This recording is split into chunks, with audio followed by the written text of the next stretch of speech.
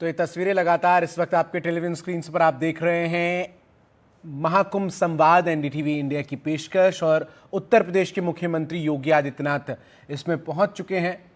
और साथ ही साथ किस तरीके से इस महाकुंभ का आयोजन प्रदेश सरकार ने किया है, कितना विहंगम महाकुंभ है, कैसे तैयारियां पूरी की गई, इन तमाम सवालों के जवाब उत्तर प्रदेश के मुख्यमंत्री योगी आदित्यनाथ देंगे। तस्वीरों में आपको नजर आ रहे हैं उत्तर प्रदेश के मुख्यमंत्री योगी आदित्यनाथ। महाकुंभ संवाद एनडीटीवी इंडिया का कार्यक्रम और एक बार फिर आप सभी का एनडीटीवी के महाकुंभ संवाद में। महाकुंभ जो सनातन परंपरा का जीवंत स्वरूप है, इस बार इस भव्य कुंभ, दिव्य कुंभ और डिजिटल कुंभ को एक नई वैश्विक पहचान दिलाने वाले इस ऐतिहासिक आयोजन के रचनाकार अब हमारे साथ हैं। महाकुंभ जो अपनी भव्यता, दिव्यता और अनूठे प्रबंधन के लिए दुनिया भर में सराहा जा रहा है। स्वागत करें उस व्यक्तित्व का जिन्होंने इस ऐतिहासिक आयोजन को नई ऊंचाइयों पर पहुंचाया है, जिनकी दूरदृष्टि और समर्पण ने इस महापर्व को विश्व पटल पर चर्चा का केंद्र बना दिया है। महाकुंभ जैसा महा आयोजन, जिसका महा मैनेजमेंट, जिसका प्रत्येक पहलू अविश्वसनीय है और जिसकी सफलता आपके अद्वितीय नेतृत्व का नतीजा है। पंकज, आस्था, विश्वास, श्रद्धा और फिर भरोसा, और इसी भरोसे से देश के कोने कोने से लोग प्रयागराज के महाकुंभ में पहुंच रहे हैं। भारत ही नहीं, दुनिया के कई देशों से लोग चले आ रहे हैं संगम में आस्था की एक डुबकी लगाने के लिए। कहते हैं इस बार 144 सालों बाद एक अद्भुत संयोग बना है। अब तक 11 करोड़ से अधिक श्रद्धालु महाकुंभ में स्नान, ध्यान और फिर दान भी कर चुके हैं। उम्मीद है कि 35 दिनों तक चलने वाले सनातन धर्म के इस समागम में 45 करोड़ लोगों के आने की संभावना है। एक अनुमान के मुताबिक 2 लाख करोड़ रुपयों के लेन देन होंगे। बात सिर्फ भारत के सांस्कृतिक और आध्यात्मिक वैभव की नहीं है, ये महाकुंभ आर्थिक प्रगति का भी प्रतीक है। सनातन परंपरा का मर्म ही है धर्म, अर्थ, काम और फिर मोक्ष। दिव्य, भव्य और डिजिटल महाकुंभ, एकता का संदेश वाला महाकुंभ। देश के सभी रास्ते प्रयागराज की तरफ मुड़ गए हैं। नारा बस एक है, चलो कुंभ चले। सनातन धर्म का ये महापर्व सेवा भी है और चुनौती भी है। इसी पर चर्चा के लिए यूपी के मुख्यमंत्री योगी आदित्यनाथ जी आज स्वयं हमारे बीच हैं। तालियों की करतल ध्वनि से स्वागत करिए देश के सबसे बड़े प्रदेश के मुख्यमंत्री का। उनसे संवाद करेंगे एनडीटीवी समूह के editor in chief Sanjay Puglia ji. Yogi ji, आपका और संजय जी।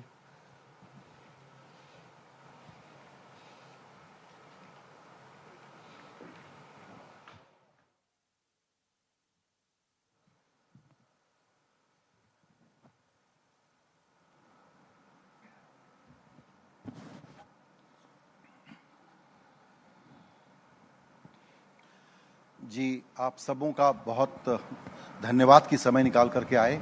नमस्कार। गणतंत्र दिवस और महाकुंभ के विषय पर बात करने के लिए उत्तर प्रदेश के माननीय, लोकप्रिय, बहुचर्चित मुख्यमंत्री योगी आदित्यनाथ जी ने हमारे लिए समय निकाला। आपका बहुत धन्यवाद और आप सबों का भी बहुत धन्यवाद। महाकुंभ के बारे में बात करने में समस्या ये है कि ये पृथ्वी का एक ऐसा अनूठा इवेंट है, एक ऐसी घटना है जिसके बारे में इसकी विराटता जो है, उसमें कितने विशेषण आप इस्तेमाल कर लें, कुछ भी कह दें, तो भी इसको आप कैप्चर नहीं कर सकते कि इंसानी समाज पर, मानव सभ्यता पर इसका क्या असर है और ये भारत को किस तरीके से अपनी नई ऊर्जा से आलोकित करता है। जाहिर है कि इस बार का महाकुंभ विरला है, 144 साल वाला। मोदी जी का विजन और योगी जी का एग्जीक्यूशन उसको दुनिया का एक सबसे बड़ा, कई तरह के रिकॉर्ड तोड़ने वाला इवेंट बनाने जा रहा है। सर, इसी से मैं शुरू करना चाहूँगा। आप कई दौरे कर चुके हैं और मैक्रो से लेके माइक्रो मैनेजमेंट पर आपकी नज़र है। अभी आपका इम्प्रेशन क्या है इस महाकुंभ के बारे में? संजय जी, सबसे पहले तो मैं आपको और आपकी पूरी टीम को महाकुंभ के बारे में सटीक रिपोर्टिंग के लिए हृदय से धन्यवाद देता हूं। एनडीटीवी के जितने भी दर्शक हैं, उन सब का अभिनंदन करता हूं कि भारत के सनातन धर्म की आस्था और श्रद्धा के प्रतीक इस महा आयोजन को उसके अनुरूप एक सटीक रिपोर्टिंग मीडिया के द्वारा जनता जनार्दन तक पहुंचाने का कार्य हो रहा है। ये भारत की ताकत का और आस्था की ताकत का एहसास कराने वाला एक ऐसा आयोजन है जो दुनिया के लिए अकल्पनीय है और वर्तमान पीढ़ी के लिए अविस्मरणीय भी। 13 जनवरी से 26 फरवरी के बीच 45 दिनों के अंदर इस सदी का ये महाकुंभ आने वाली पीढ़ियों के लिए अविस्मरणीय होगा। और इसको लेकर के प्रधानमंत्री मोदी जी ने जो विजन दिया था उसको पूरी प्रतिबद्धता के साथ जमीनी धरातल पर उतार करके आज वहाँ पर इस प्रकार की व्यवस्थाएं दी गई हैं। और मुझे प्रसन्नता है कि अब तक 12 करोड़ से अधिक श्रद्धालु पूज्य संतों के सानिध्य में माँ गंगा, माँ यमुना और माँ सरस्वती की इस पावन त्रिवेणी में डुबकी लगा करके पुण्य के भागीदार बने हैं और एकता का एक संदेश पूरे देश को लेकर के भी गए हैं। और मुझे लगता है कि जहां आस्था है वहां सर्वांगीण विकास की आधारशिला उसकी तह में स्वयं छुपी हुई है। जी, कुंभ के बारे में जो आपकी बहुत सारी बातें सामने आई उनको सुन करके कुछ लोग तो ये कहते हैं कि योगी जी कंसिस्टेंट हैं, वो हमेशा यही कहते हैं। कुछ लोगों को कुछ नई बात, एक नई ध्वनि सुनने में आई है, वो मैं आपसे बताना चाहता हूँ। वो ये है कि इस बार आपके जो शब्द हैं वो हैं भारत की सभ्यता और आध्यात्मिक और सांस्कृतिक ऐक्य जो है देश का। आपने सनातन परंपरा की बात कही है और आपने कहा ये किसी कुंभ जो है वो किसी एक पंथ, एक जाति या एक संप्रदाय तक सीमित नहीं है। लोगों को लगता है कि आपके इस नरेशन में, आपके इस बनावट में एक नया फर्क है और आप शब्दों को बहुत अलग तरीके से सामने रख रहे हैं। ये रीडिंग सही है? देखिए, मैं पहले भी यही शब्द रखता था। अब जिसकी समझ न हो तो उसके लिए मैं कहां से दोषी हूं। मैं तो पहले भी यही मानता हूं और आज भी यही मानता हूं। पहले भी यही मानता था, आज भी यही मानता हूं कि सनातन धर्म भारत का राष्ट्रीय धर्म है। सनातन धर्म मानव मात्र का धर्म है। उपासना विधियां अलग अलग हो सकती हैं, पंथ संप्रदाय अलग अलग हो सकते हैं, जाति अलग अलग हो सकती है, लेकिन धर्म एक है और वह धर्म सनातन धर्म है। कुंभ उस सनातन धर्म का एक महापर्व है। हमारे जितने भी पर्व हैं, कुंभ का महत्व उसमें अलग इसलिए है। देखिए, 2019 में ये डबल इंजन की जो भारतीय जनता पार्टी की सरकार है, इसको पहली बार अवसर मिला कि वह कुंभ के आयोजन के साथ जुड़े। हमने प्रयागराज में कुंभ के आयोजन को वहाँ पर उस रूप में आयोजित करने का एक प्रयास किया था। उससे पहले के डॉक्यूमेंट्स मीडिया से जुड़े हुए तमाम ऐसे रिपोर्ट्स हम लोगों ने निकाली थी। टीम को लगाया गया इसका अध्ययन करने के लिए। क्या सोचता है आज की पीढ़ी, दुनिया क्या सोचती है भारत के इस महाआयोजन के प्रति। हम भौचक थे। दुनिया की रिपोर्टिंग कुंभ के बारे में क्या होती थी। कोई कहता था कुंभ जाति भेद को बढ़ावा देता है, कोई कहता था कि यहाँ पे लिंग भेद होता है, कोई कहता था कि यहाँ पे तमाम प्रकार की सामाजिक बुराइयों को आगे बढ़ाया जाता है, कोई यहाँ की स्वच्छता को टिप्पणी करता था। अलग अलग प्रकार की टिप्पणियां हमें सुनने को मिलती थी, देखने को मिलती थी और उस प्रकार की रिपोर्टिंग भी होती थी।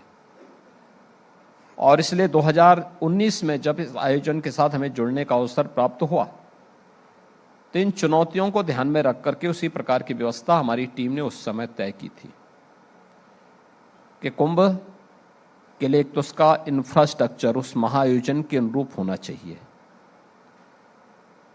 एक आयोजन केवल आयोजन नहीं होता, उस सिटी का एक सस्टेनेबल डेवलपमेंट के प्लान को भी आगे बढ़ाने का, वहां के इंफ्रास्ट्रक्चर को, वहां की कनेक्टिविटी को, इस सारी चीजों को व्यवस्थित रूप से आगे बढ़ाने का एक अवसर भी होता है। हमें उन मुद्दों पर ध्यान देना होगा जो अक्सर हमारी चूक के कारण मीडिया की और विरोधियों के आकर्षण का केंद्र बनता है। जैसे गंदगी है, जैसे भगदड़ है, जैसे नदी की अविरलता और निर्मलता पर उठने वाले प्रश्न हों, जैसे ट्रैफिक का है, पार्किंग का है, श्रद्धालुओं को बहुत लंबी दूरी तय न करना पड़े, इन सब बातों को लेकर के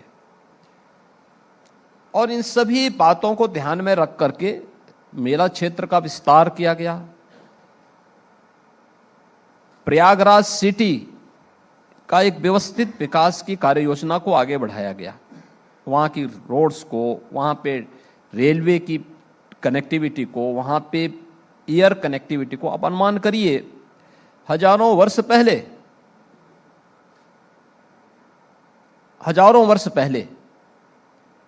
मर्यादा पुरुषोत्तम प्रभु श्री राम पुष्पक विमान से लंका पर विजय प्राप्त करने के उपरांत प्रयागराज में महर्षि भारद्वाज का दर्शन करने के लिए उतरे थे और उन हजारों वर्षों में एक सिविल टर्मिनल यह देश प्रयागराज को नहीं दे पाया।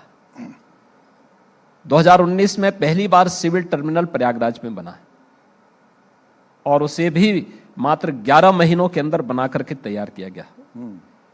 वहां की रोड्स को लगभग 150 से अधिक सड़कें ऐसी थी जिन्हें सिंगल लेन से डबल लेन में, डबल लेन को 4 लेन में बदलने का काम हुआ। वहां पे फ्लाईओवर कैसे होने चाहिए, अंडरपास जो बने हुए थे सिंगल लेन के थे, उन्हें डबल लेन के कैसे बनाए जाने चाहिए। नदी की अविरलता और निर्मलता को बनाए रखना है क्योंकि सारा प्राण तो उसमें है, श्रद्धालु उसी के लिए आएगा, इसके लिए टीम काम की। वहां पे शौचालय इससे पहले बनाए जाते थे, सीट को ऐसे बालू में धंसा दिया जाता था, पूरा का पूरा सीवर बह करके वापस नदी में जाता था, उसी में लोग स्नान करते थे, बदबू रहती थी पूरे मेले में। आपने 19 में भी देखा होगा, अब 25 में भी आप देख रहे होंगे, कहीं गंदगी नहीं, जीरो लिक्विड डिस्चार्ज है, नदी अविरल भी है, निर्मल भी है, मेले को विस्तार दिया गया है। इस वर्ष भी हम लोगों ने 14 फ्लाईओवर और अंडरपास बनाए हैं, एयरपोर्ट का सिविल टर्मिनल का विस्तार किया है, कनेक्टिविटी को बेहतर किया है, 200 से अधिक मार्गों को 2 लेन से 4 लेन किया गया है, हर ओर की कनेक्टिविटी को 4 लेन में बदलने का कार्य किया है और मेले को 4000 हेक्टेयर यानी 10,000 एकड़ के विस्तृत क्षेत्रफल में देने के साथ ही 5000 एकड़ का अतिरिक्त पार्किंग की व्यवस्था भी वहां पर दी है। मेले से जो संगम स्थल से मात्र 5 किलोमीटर के दायरे में हो, ये सब कुछ देने के साथ साथ सुविधाओं का विस्तार वहां पे किया गया है और इन सुविधाओं को ध्यान में रख करके व्यवस्था की गई है कि अब कोई टिप्पणी नहीं करेगा। फिर हमने चैलेंज किया इस बात को लेके, देश को भी दुनिया को भी कहा, जो टिप्पणी करते थे सनातन धर्म पर, हमने कहा देखो आपके बगल में कौन स्नान कर रहा है, आप स्वयं नहीं जानते किस जाति का है, किस मत का है, किस मजहब का है, क्यों टिप्पणी करते हो भाई, अपने मुंह को खराब क्यों करते हो, अपनी जवान को खराब क्यों करते हो इस प्रकार की टिप्पणी करके। ये तो महापर्व है, महायोजन है, जाति भेद से हट करके है, न जाति का भेद है, न पंथ का भेद है, न संप्रदाय का भेद है, न भाषा का भेद है। और आपने देखा होगा जब 13 पौष पूर्णिमा को 13 जनवरी को और मकर संक्रांति 14 जनवरी को लगभग 6 करोड़ से अधिक श्रद्धालुओं ने मात्र इन 2 दिनों में पूज्य संतों के सानिध्य में त्रिवेणी में संगम में स्नान किया, तो उसके साथ अपने साथ जो सबसे बड़ा संदेश लेकर के गए कि त्रिवेणी से संदेश एकता से अखंड रहेगा ये देश। और एकता का ये संदेश त्रिवेणी ने दे दिया, महाकुंभ ने दे दिया। न जाति का भेद, न छुआछूत का भेद, न पांथिक भेद, न भाषा का भेद। और हम उसी पर प्रहार कर रहे थे कि जो लोग हमें बदनाम करते थे, सनातन धर्म को बदनाम करते थे, वे आकर के इन आयोजनों के साथ जुड़ करके देखें, दूर से मत देखें, दूर से मत देखें। धृतराष्ट्र न बनो, किसी संजय की आंखों से मत देखो, स्वयं आकर के इसका दर्शन करो।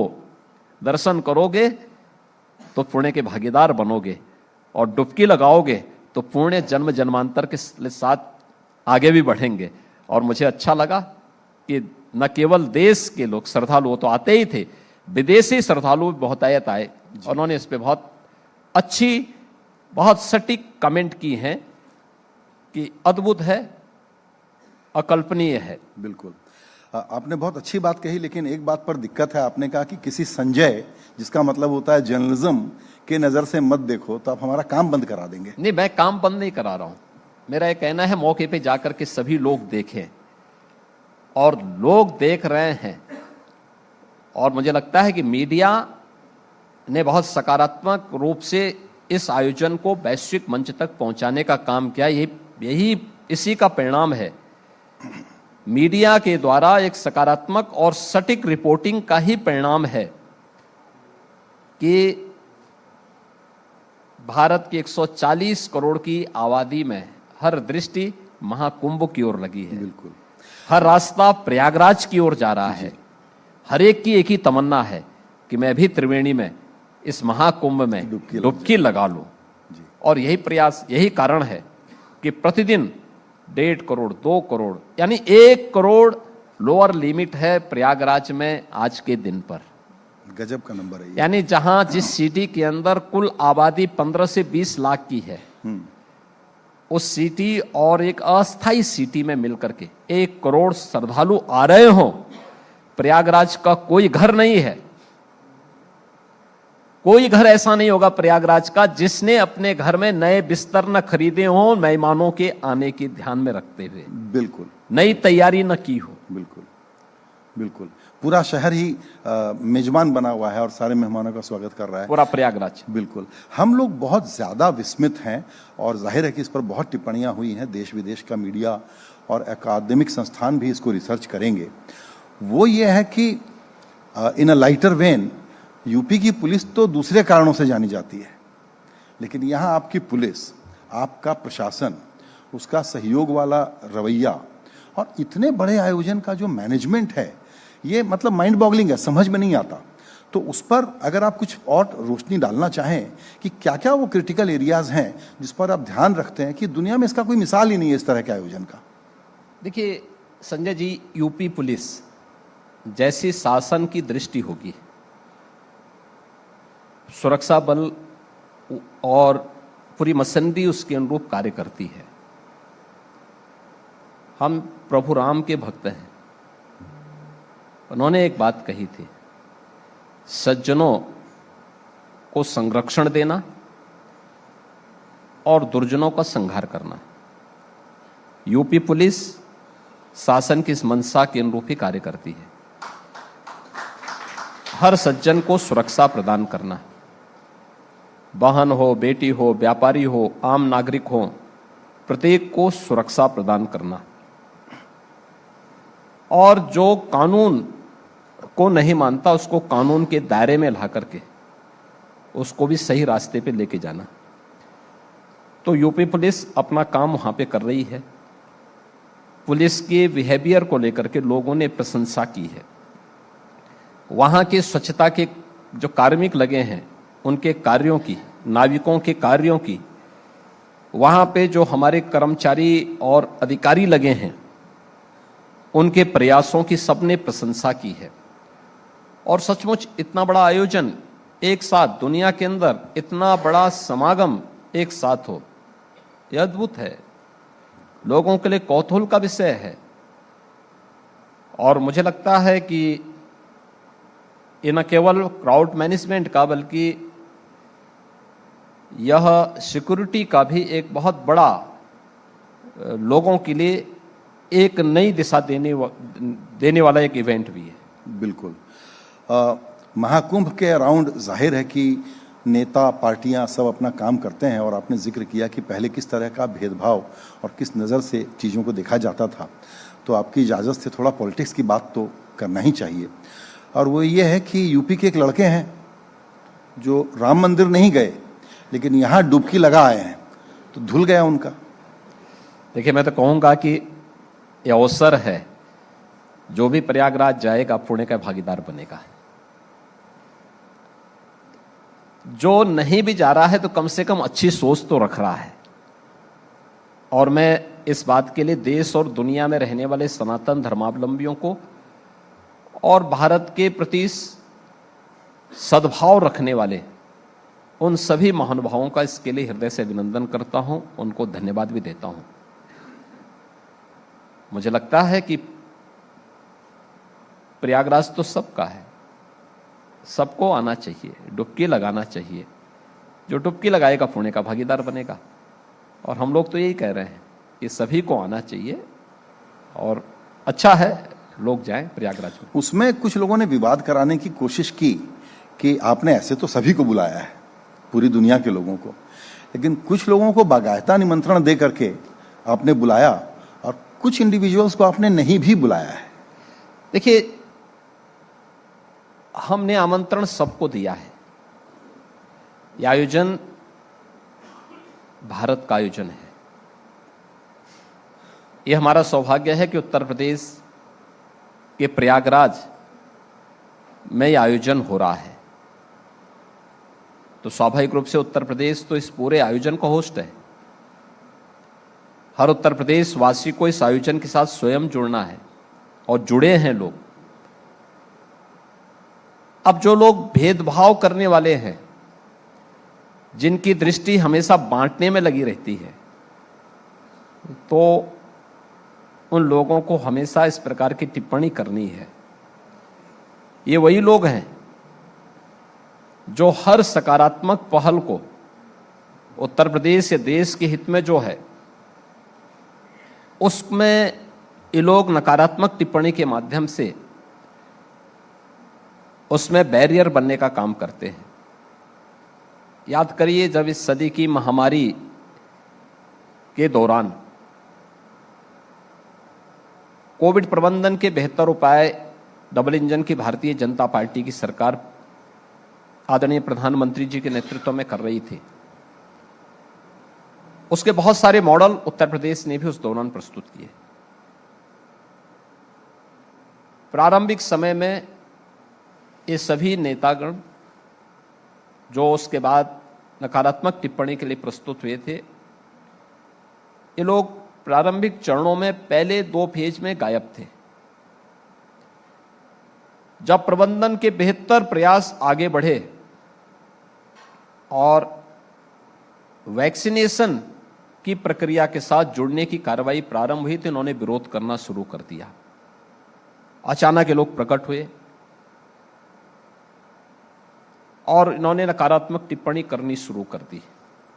वैक्सीनेशन के खिलाफ लोगों को तमाम प्रकार से गुमराह करना प्रारंभ किया था।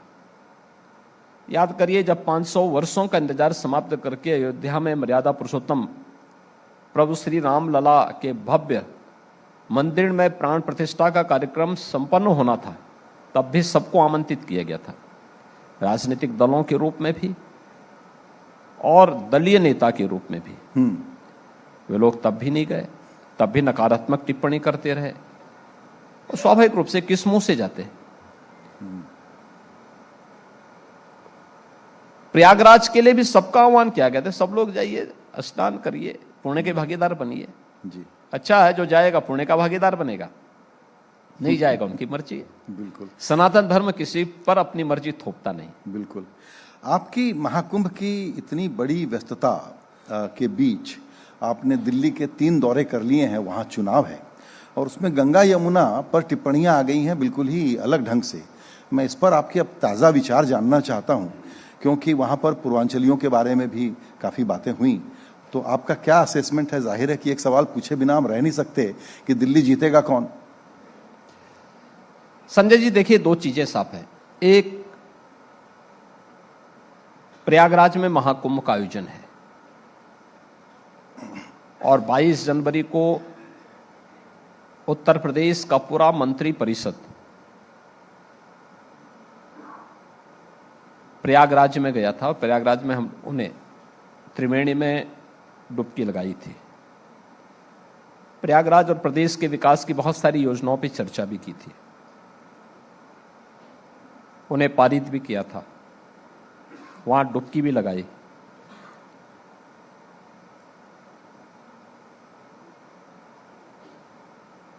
प्रयागराज में जो प्रयास हुए हैं, उत्तर प्रदेश के अंदर जो प्रयास हुए हैं, हमें जाना पड़ेगा 2013 में। 13 के अंदर प्रयागराज में कुंभ का आयोजन था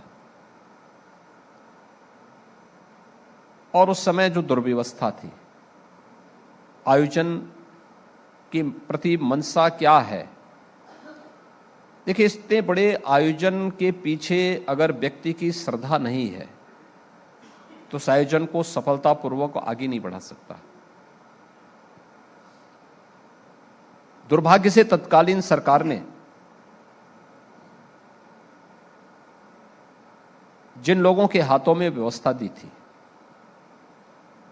क्योंकि तत्कालीन मुख्यमंत्री के पास इतना समय नहीं होता था कि वह इन विषयों को एक बार गंभीरता से देख लें। प्रदेश की इज्जत का प्रश्न होता है, शासन पर सवाल खड़े होते हैं, लेकिन इसके लिए समय निकालना होता है। जब व्यक्ति 11 बजे 12 बजे सो के उठेगा, शाम 5 बजे फिर अपनी महफिल में बैठ जाएगा, तो कहां से फुर्सत मिलेगी। नाम लेके ही बता दें। और उस समय जिन लोगों के हाथों में कुंभ की व्यवस्था दी थी, तो कुंभ के प्रति उनकी कोई आस्था तो थी नहीं, तो स्वाभाविक रूप से पूरे कुंभ को अव्यवस्था का एक उन्होंने जरिया बना दिया था, माध्यम बना दिया था। एक घटना पर्याप्त है इसको समझने के लिए कि क्या स्थिति इन्होंने की थी। मॉरिशस के माननीय प्रधानमंत्री जी आए थे कुंभ में स्नान के लिए बड़ी श्रद्धा के साथ, लेकिन जब उन्होंने संगम नोच पे जाकर के गंदगी देखी, दुर्व्यवस्था देखी, दूर से प्रणाम करके उनकी आंखों में आंसू थे कि क्या यही गंगा है, और प्रणाम करके वे निकल गए, स्नान नहीं कर पाए। देखिए, मुझे याद है जब 2019 में प्रयागराज कुंभ के आयोजन के साथ हमें जुड़ने का अवसर प्राप्त हुआ। कुंभ के ठीक पहले वाराणसी में प्रवासी भारतीय दिवस का आयोजन किया गया था। प्रवासी भारतीय दिवस के दौरान मॉरिशस के प्रधानमंत्री जी आए थे और मैंने उनसे अनुरोध किया, मैंने कहा आप यहां आए हैं, प्रयागराज में कुंभ चल रहा है, अगर आप भी संगम में स्नान करें, क्योंकि उनके साथ एक बड़ी टीम आई थी, तो अच्छा रहेगा, क्योंकि सबकी इच्छा है। क्योंकि मॉरिशस एक ऐसा देश है जिसने गंगा की स्मृति को अपने यहां एक बड़े तालाब के रूप में, उसका नाम गंगा तालाब रख करके उस स्मृति को जीवंत बनाए रखा हुआ है, और बहुत ताजा, स्वच्छ और मीठा जल उस तालाब में मिलता है लोगों को। लोगों की अपनी अपनी मान्यता है वहां पे। तो मैंने कहा जितने आपके साथ मॉरिशस से आए हुए अप्रवासी भारतीय हैं, सभी लोग इस चीज का एहसास करेंगे, उनको अच्छा लगेगा। वे सहमत हुए, वो यहां से लेकिन सहमत हुए। प्रयागराज आए, उन्होंने वहाँ की अविरलता और निर्मलता को देखा और अपनी पूरी टीम के साथ उन्होंने संगम में स्नान किया। मॉरिशस के प्रधानमंत्री के जाने के बाद 75 से अधिक देशों के हेड ऑफ द मिशन आपके प्रयागराज आए थे और उन लोगों ने संगम में डुबकी लगाई। इस बार भी आप देख रहे होंगे कितनी उत्सुकता है देश और दुनिया से आने वाले श्रद्धालुओं में, प्रवासी भारतीयों में और अन्य जो विदेशी हैं, जो भारत के प्रति सद्भाव रखते हैं, सनातन धर्म के प्रति सद्भाव रखते हैं, उन सब के मन में वे उसी श्रद्धा भाव के साथ इस पूरे आयोजन के साथ जुड़ रहे हैं। एक व्यवस्था हुआ थी 13 में जो देखने को मिली थी, एक 19 में देखने को मिली थी और एक अब 25 में देखने को मिली। जो 19 में किया गया था उसका विस्तार इस बार हम लोगों ने और भी बड़े स्केल पे आगे बढ़ाया है। यह काम 13 में भी हो सकता था, समय निकालना, उसके लिए उस प्रकार से प्रयास करने की आवश्यकता होती है। लेकिन उस समय टोटल जितनी भीड़ आई थी, देखिए 19 में 55 यानी 13 में 55 दिन का आयोजन हुआ था और 55 दिन के उस आयोजन में कुल 12 करोड़ श्रद्धालु आए थे 55 दिन में। यहां पर कुल 11 दिन में 12 करोड़ श्रद्धालु आ चुके हैं। इस बार ये दिखता है, आप सुविधा देंगे, लोग आएंगे, लोग उसके प्रति आकर्षित होंगे। तो जिनकी जैसी दृष्टि होगी, सृष्टि उनके लिए वैसी ही होगी। वे कर नहीं पाए तो दोषों को दोषारोपण करेंगे। बिल्कुल। तो इससे हमें अवसर मिला, हमने उस अवसर को पूरी मजबूती के साथ आगे बढ़ाया और आज हमारे सामने जो नज़ारा है आस्था को सम्मान देने का, वो केवल आस्था तक ही सीमित नहीं बल्कि भारत की अर्थव्यवस्था को मजबूती प्रदान करने का भी है। बिल्कुल, अपने उत्तर प्रदेश की अर्थव्यवस्था को मजबूती प्रदान करने का भी एक अवसर हमारे पास आया है। बिल्कुल।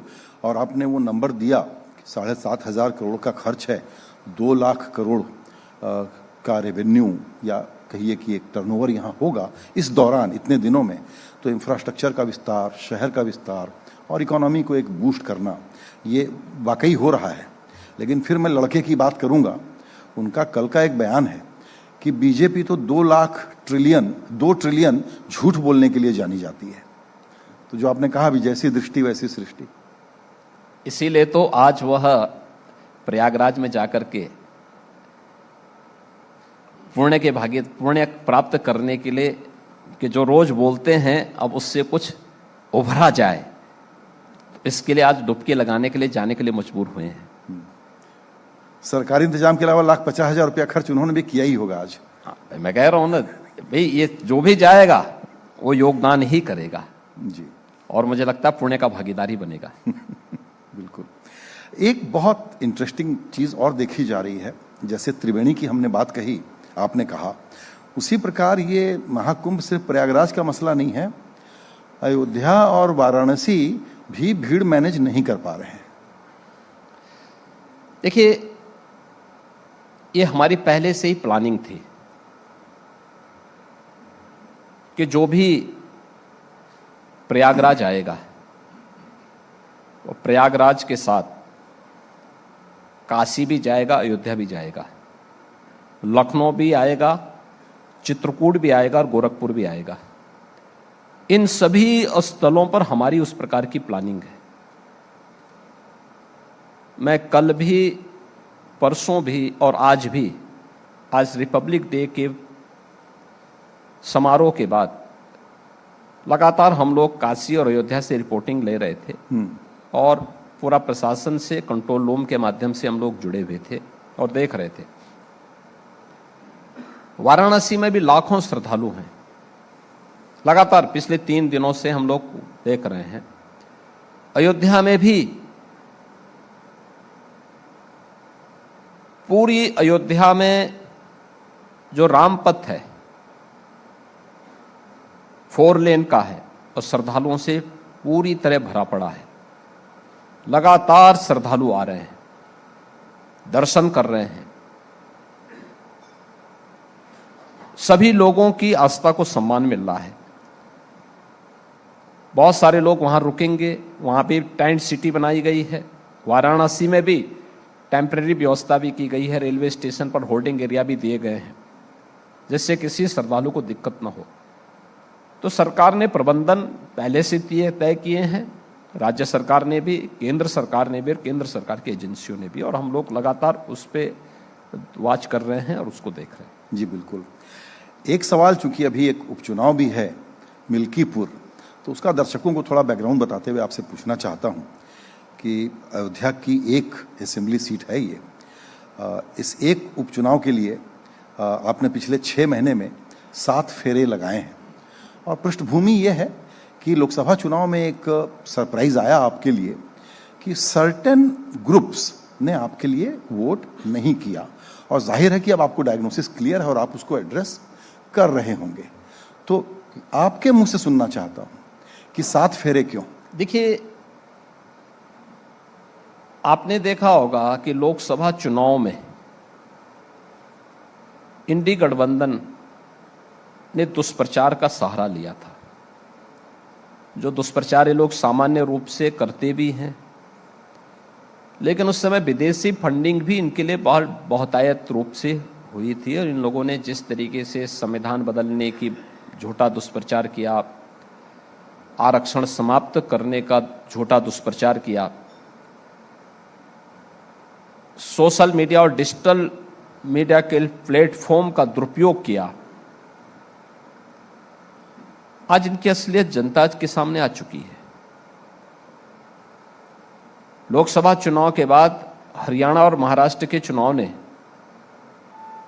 इन्हें सही राह दिखाई है। उत्तर प्रदेश में उपचुनाव हुए थे, उपचुनाव में 9 में से 7 भारतीय जनता पार्टी ने जीती है, और ये 7 में से 7 जो सीटें थी वे सभी ऐसी थीं जो बहुत चुनौतीपूर्ण सीट्स थी, लेकिन भारतीय जनता पार्टी और एनडीए ने ये सभी 7 सीट जीती हैं। और कोई संदेह नहीं होना चाहिए कि मिल्कीपुर भारतीय जनता पार्टी बाहरी वोट से एक लंबे अंतराल से फिर से वहाँ पे भारतीय जनता पार्टी जीतेगी, क्योंकि समाजवादी पार्टी की असलियत जनता जान चुकी है, और मुझे नहीं लगता है कि कोई इनके बहकावे में आने वाला है। जी, और प्रधानमंत्री जैसा अक्सर कहते हैं कि कांग्रेस एक परजीवी पार्टी है, तो उसमें आपको अगर अखिलेश के लिए रणनीति बनानी हो तो क्या बनाएंगे, अकेले या साथ में? देखिए, वे अकेले आए या साथ में आए, यूपी में बहुत फर्क नहीं पड़ने वाला है, क्योंकि यूपी उनको बार बार खारिज कर चुका है, और अब उनके लिए कोई स्कोप है नहीं, कहीं नहीं बचा हुआ है। जी, इसीलिए वो हताश हैं, निराश हैं। जब कहीं पे अब कोई सहारा नहीं मिल रहा है, तो वे भी प्रयागराज में डुबकी लगाने के लिए गए हैं। ये तो एक बिल्कुल एक नया ट्रेंड बन ही गया है। एक चीज़ और मैं आपसे समझना चाहता था, आपके बारे में लॉ एंड ऑर्डर, प्रशासन और विकास और विरासत तो है ही, इस पर आपका काम यूपी में सब लोग बिल्कुल पूरी तरह से देख रहे हैं।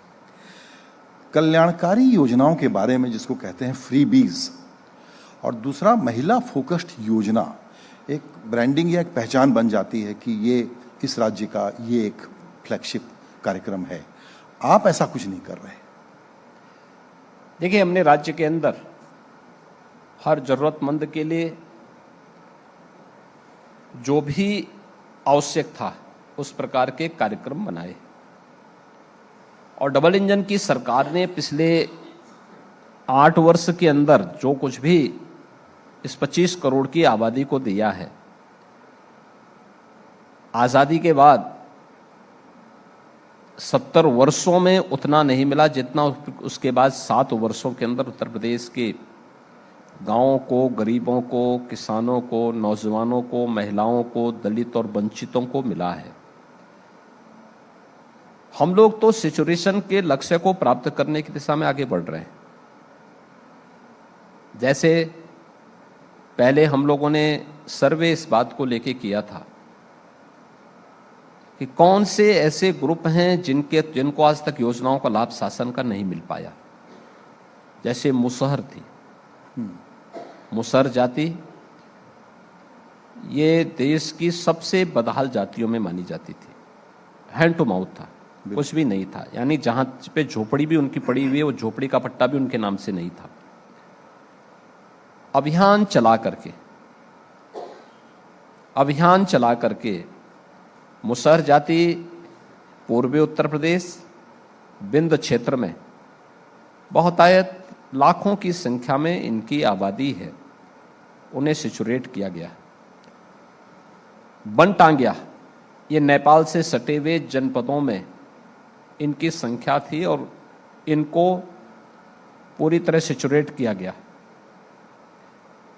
थारू जनजाति ये नेपाल से सटे हुए जनपदों में कोल, गौड़, चेरो ये जितनी भी जनजातियां हैं ये बिंद क्षेत्र में और चित्रकूट और प्रयागराज जनपद में ये जातियां हैं, इनको सिचुरेट किया गया। सहरिया ये झांसी और ललितपुर जनपद में है, बोक्सा बिजनौर में है। इन सभी को सिचुरेट करने के बाद इस समय हमारी सरकार कार्य कर रही है वह है जीरो पॉवर्टी के लिए। हर गांव में सर्वे का काम चल रहा है। जिस गरीब के पास जो सुविधा नहीं है उसको सुविधा का लाभ, किसी के पास जमीन का पट्टा नहीं होगा, किसी के पास आवास नहीं होगा, किसी के पास आयुष्मान का कार्ड नहीं होगा, किसी के पास रसोई गैस अभी तक नहीं मिल पाई होगी, किसी के पास कोई अन्य सुविधा नहीं मिली होगी, उन्हें इन सुविधाओं से आच्छादित करने के एक बड़े कार्यक्रम को लेकर के हम चल रहे हैं। युवाओं के लिए नौकरी और रोजगार, पिछले 7.25 वर्ष के अंदर उत्तर प्रदेश में हम लोग 7 लाख से अधिक नौजवानों को सरकारी नौकरी दे चुके हैं। 60 लाख से अधिक युवाओं को सीधे सीधे निजी क्षेत्र में नौकरी दे चुके हैं और 2 करोड़ से अधिक युवाओं को रोजगार के साथ जोड़ने का कार्यक्रम भी बनाया है। एक नई स्कीम अभी हम लोगों ने 24 जनवरी से लागू की है, युवा उद्यमी का, जिसमें पहले चरण में हमने प्रदेश के युवाओं के लिए पहले चरण में 5 लाख रुपए ब्याज मुक्त ऋण उन्हें उपलब्ध करवाने के कार्य और 10% तक मार्जिन मनी भी हम उसमें उपलब्ध करा रहे हैं राज्य सरकार की ओर से। दूसरे चरण में जब हम मूल धन को वापस करेगा तो दूसरे फेज में उसे 10 लाख रुपए तक का ब्याज मुक्त ऋण हम उन्हें उपलब्ध करवाने का कार्य करेंगे। उत्तर प्रदेश में लॉ एंड ऑर्डर की स्थिति व्यापक पैमाने पर इसका लाभ बहन और बेटियों को प्राप्त हुआ है। महिलाएं आज सुरक्षित महसूस करती हैं तो स्वाभाविक रूप से वे स्वावलंबन की दिशा में आगे बढ़ी हैं और एमएसएमई सेक्टर ने सबसे ज्यादा बूस्टअप जो है ये महिलाओं के द्वारा एमएसएमई सेक्टर को दिया गया।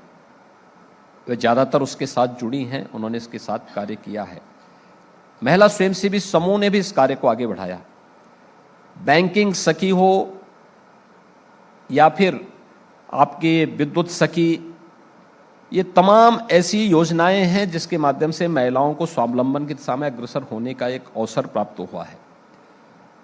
जहां पे लोगों के पास अवसर है, रोजगार के अवसर हैं, स्वावलंबन की दिशा में अग्रसर होने के अवसर हैं, चाहे वह मिशन शक्ति के माध्यम से हो, चाहे वह मुख्यमंत्री कन्या सुमंगला जैसी योजनाओं के माध्यम से हो, ये योजनाएं परफॉर्मेंस बेस्ड हो तो वह आत्मनिर्भरता के लक्ष्य को और स्वावलंबन के लक्ष्य को प्राप्त करता है। अगर हम केवल और केवल उन्हें वोट बैंक बनाने की नियत से कर रहे हैं, याद करना इसका खामियाजा भी हमें भुगतने की तैयारी करनी चाहिए। जी बिल्कुल, आपने बहुत अच्छी बातें बताई कि किस तरह की सक्रिय योजनाएं स्पेसिफिक है, सामने है। अगर मेरी अंडरस्टैंडिंग सही है तो अभी भी शायद नौकरियों में, सरकारी नौकरियों में बैकलॉग काफ़ी है आपके राज्य में। नहीं, हमारे राज्य में कोई बैकलॉग नहीं है। सभी ऑनगोइंग स्कीम युद्ध स्तर पर आगे बढ़ रही है और सभी प्रकार की नौकरियां, जितना बैकलॉग था ये पिछली सरकारों का था जिसको हमने भरा है।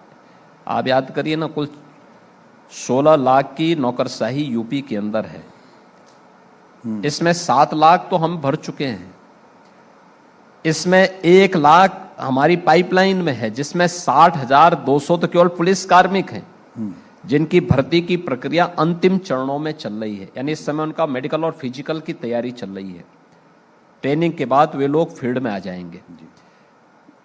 ऐसे ही अन्य जो भर्ती की प्रक्रिया को हम उसी रूप में आगे बढ़ाने का काम कर रहे हैं। तो यह पिछली सरकारों की अकर्मण्यता थी, उनके भेदभावकारी जो उनके कारनामे थे, उसका दुष्परिणाम था कि बैकलॉग था। लेकिन हमने आकर के त्वरित निर्णय लेना प्रारंभ किया, कार्रवाई को आगे बढ़ाना प्रारंभ किया। आज परिणाम है कि वे सभी सरकारी नौकरी भी प्राप्त कर रहे हैं। उत्तर प्रदेश के अंदर सुरक्षा का एक बेहतर वातावरण भी प्रदान किया गया। देखिए, हमारा मानना है कि समृद्धि का रास्ता कानून के राज से आगे बढ़ता है, और कानून का राज जीरो टॉलरेंस की नीति से लागू होता है। ये मेरा है, ये पराया है, जब भी ये भेद करेंगे तो आप सोसाइटी के साथ, प्रदेश के साथ, देश के साथ न्याय नहीं कर पाएंगे। हमारी सरकार ने इस मामले में जीरो टॉलरेंस की नीति के तहत काम किया। जो कानून के साथ खिलवाड़ किया उसको कानून के कटघरे में खड़ा करके उसको उसकी सजा दी गई। परिणाम यह है कि आज यूपी निवेश का भी सबसे बड़ा डेस्टिनेशन बना है, टूरिज्म का भी सबसे बड़ा डेस्टिनेशन बना है। बिल्कुल। और हर तबके का व्यक्ति अपने को सुरक्षित महसूस करता है। उत्तर प्रदेश में आज के दिन पर हम इस बात पर कह सकते हैं कि हर पर्व और त्योहार बहुत सुकून में, शांतिपूर्ण और सौहार्दपूर्ण तरीके से आयोजित हो रहे हैं। कोई किसी प्रकार का कोई उसमें कोई किसी को प्रश्न नहीं खड़े करने हैं उस पर जी। और ये हम लोगों ने पहले दिन से इस बात को कहा है कि भाई, अगर आप किसी के पर्व और त्योहार में व्यवधान नहीं डाल रहे हैं तो आपके पर्व और त्योहार में भी कोई व्यवधान नहीं डाल पाएगा। बिल्कुल। और यूपी पुलिस और यूपी गवर्नमेंट की पूरी मशीनरी पूरी प्रतिबद्धता के साथ इसको लागू कर रही है। बिल्कुल। यही वजह है कि इधर जो आप कुछ काम कर रहे हैं और कह रहे हैं उसको लोग बारीकी से देख रहे हैं कि आपकी लॉन्ग टर्म प्लानिंग किस तरह से है राज्य को लेकर के। उसमें एक सवाल मेरा ये है, जो बयान बहुत लोगों ने नोटिस किया है कि अभी वो वक्फ बोर्ड के सामने सनातन बोर्ड की बात चली, तो मैंने आपका बयान पढ़ा जिसमें आपने कहा है कि हम लोगों को ऐसी बातें नहीं करनी चाहिए, और अभी हमको पता है कि वीएचपी वाले ये डिमांड कर रहे हैं, तो जाहिर है कि वो एक समविचारी लोग हैं। देखिए, एक चीज हमें ध्यान में रखना होगा, जब भी हम सनातन धर्म की तुलना किसी मत और मजहब से करते हैं तो हम सनातन धर्म का अवमूल्यन करते हैं। सनातन धर्म के अंदर सैकड़ों पंथ और संप्रदाय हैं, सैकड़ों की संख्या में। इन सब की अपनी उपासना विधि है। उन उपासना विधियों में उनका एक फिलॉसफी छुपा हुआ है, उनकी अपनी एक अलग, उनका अपना दर्शन है। आप किसको नियंत्रित करेंगे? इससे बड़ा अज्ञानता का दूसरा प्रश्न हो ही नहीं सकता। आप अपने आस्था के केंद्र बिंदु पर सरकार को हस्तक्षेप करने का एक रास्ता दे रहे हैं। और याद रखना, धार्मिक आस्था पर सरकार को हस्तक्षेप करने का अवसर भूल से भी नहीं देना चाहिए, कभी नहीं देना चाहिए। आस्था के मुद्दे धर्म गुरुओं को तय करने देना चाहिए। इसमें राजनीतिक हस्तक्षेप नहीं होने देना चाहिए, कतई नहीं होने देना चाहिए। जब भी आप हस्तक्षेप करने का अवसर देंगे, अव्यवस्था और अराजकता फैलेगी। और जो लोग इस प्रकार के मुद्दों को नादानी में उठा रहे हैं, उनको वास्तविकता की समझ नहीं है। सस्ती लोकप्रियता प्राप्त करने के लिए वे इस प्रकार के मुद्दों को उठा रहे हैं। मुझे लगता है उनको अपनी नॉलेज को थोड़ा बढ़ाना चाहिए, सनातन धर्म के वास्तविक मूल्यों और आदर्शों के बारे में जानकारी लेनी चाहिए। आपने बहुत ही गंभीर बात कही है। इसी से जुड़ा हुआ एक सवाल और है, वो ये कि संभल का भी संदर्भ है, लेकिन मोहन भागवत जी ने ये कहा कि कब तक मस्जिदों के नीचे मंदिर और शिवालय हम ढूंढते रहेंगे। इस पर मैं आपकी व्याख्या और आपका अप्रोच जानना चाहता हूं। देखिए, संभल एक सच्चाई है। संभल श्री हरि विष्णु जी के 10वें अवतार की भूमि है। ये भारत के पुराणों में इस बात का उल्लेख पहले से है। देखिए, मैं बड़ी विनम्रता के साथ कहूंगा,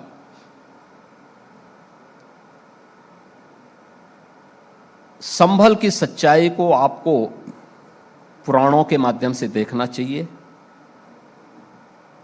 आपका पुराणों में विश्वास न हो,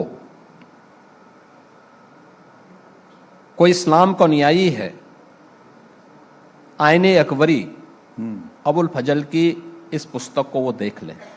वे स्वयं इस बात को कहते हैं कि मीर बाकी ने 1526 में श्री हरि विष्णु का मंदिर तोड़ करके एक मस्जिद नुमा ढांचा एक खड़ा किया है। उससे पहले पुराणों का जो इतिहास है भारत के अंदर, वह 3500 से लेकर के 5000 वर्षों का के बीच का कालखंड का है। पहला महापुराण श्रीमद् भागवत महापुराण है। श्रीमद् भागवत महापुराण श्री कृष्ण द्वैपायन व्यास जी के नेतृत्व में रचा गया था, और उसके उपरांत जो पुराणों की शैली क्या होनी चाहिए, उसकी शब्दावली कैसे होनी चाहिए, ये आधारशिला उन्होंने रखी। उसी में 18 पुराण बने, 18 उपपुराण बने। कई पुराणों में इस बात का उल्लेख है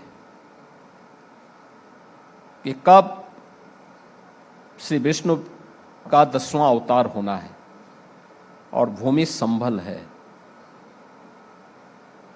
मैं पूछना चाहता हूं, मीर बाकी ने 1526 में क्यों उस मंदिर को तोड़ा? क्यों तोड़ा? 1526 में संभल में, 1528 में अयोध्या में से राम जन्मभूमि का ये एक सिलसिला था। इसका मतलब 16वीं सदी का और सबसे विख्यात मंदिरों में से एक था। लोगों की आस्था थी, लोग जाते थे वहां पर। जो पुरातात्विक अवशेष मिल रहे हैं, जो प्रमाण मिल रहे हैं, वे इस बात को प्रमाणित करते हैं कि किसी मंदिर को तोड़ करके, किसी पौराणिक स्थल को तोड़ करके सब बनाए गए हैं। मैंने 3500 से लेकर, यानी सन 2000 ईस्वी से, सन से पहले से लेकर के, और 5000 वर्षों के कालखंड की मैं चर्चा कर रहा हूं। इस्लाम का उदय हुए 1400 वर्षों का इतिहास है, उससे पुराना नहीं है। पुराणों का इतिहास उससे भी 2000 वर्ष पुराना है। तो आप किसकी चर्चा करना चाहते हैं? सरदेव सरसंघ चालक जी ने इसी बात को कहा कि सस्ती लोकप्रियता के लिए जिसकी मर्जी आ रही है वो जाकर के एक पीआईएल कर रहा है। ये क्या तरीका है भाई? आप उन मुद्दों को उठाइए जिसमें वास्तविकता है। सत्य को आप अधिक दिनों तक धूल से ढक नहीं सकते। सत्य सामने आएगा और अपना सही रूप जरूर दिखाएगा। संभल वही सही रूप है, दिखाई दे रहा है जी। और संभल उसी दिशा में आगे बढ़ रहा है जी। चूंकि मेरे ऊपर एक समय सीमा रखी गई है, इसलिए एक आखिरी सवाल और पूछना चाहूँगा। बहुत सारे युवा दर्शकों को ये बताते हुए कि आप ने तो गृहस्थ छोड़ करके बहुत पहले संन्यास ले लिया, फिर गोरखपुर पहुँचे, राजनीति की पता नहीं योजना थी कि नहीं, फिर बहुत ही मुखर सांसद के रूप में आपको जाना गया, फिर अभी आप यूपी चला रहे हैं दूसरी बार। योगी आदित्यनाथ जी का, जिसको कहते हैं ना, लाइफ का मोटिवेशन आगे क्या? सनातन धर्म के मूल्यों के साथ जोड़ करके काम करना है।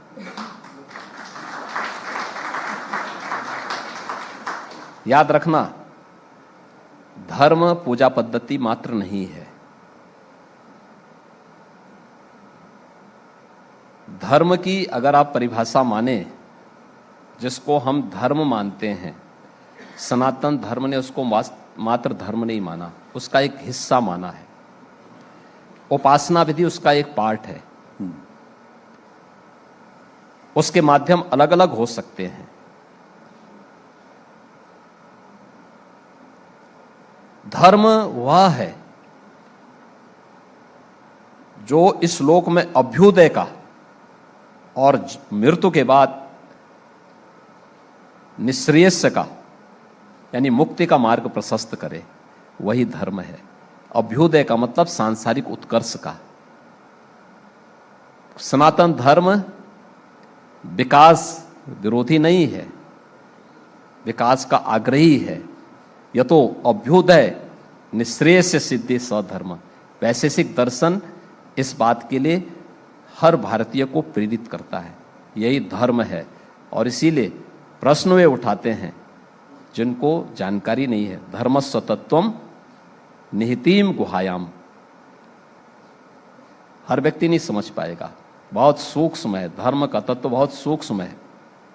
और इसीलिए हमने कुंभ को आस्था और आधुनिकता के साथ भी जोड़ा है। महाकुंभ उसका एक दिग्दर्शन करा रहा है।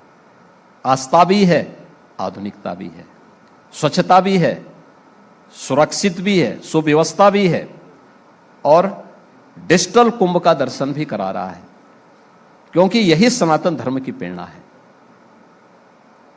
और उसी के अनुरूप हम कार्य कर रहे हैं।